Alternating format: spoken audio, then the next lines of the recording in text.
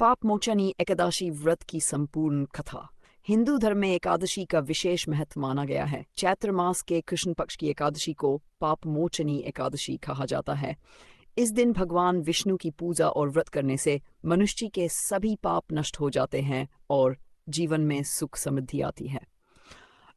कथा का आरंभ पौराणिक कथा के अनुसार एक बार अर्जुना ने पूछा, हे प्रभु, चैत्र मास के कृष्ण पक्ष की एकादशी का क्या नाम है और इसका व्रत कैसे किया जाता है?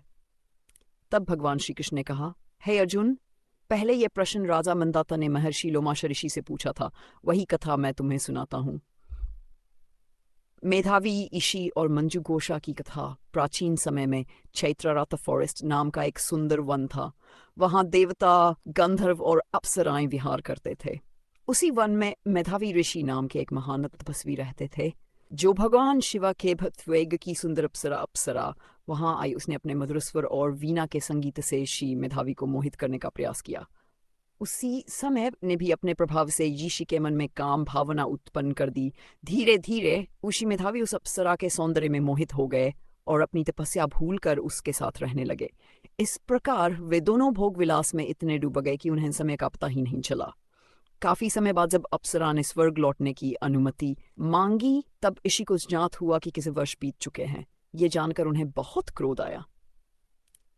ऋषि का श्राप क्रोध में आकर ऋषि मेधावी ने मंजू घोषा को श्राप दे दिया, तूने मेरी तपस्या भंग की है, इसलिए तू पिशाचिनी बन जा।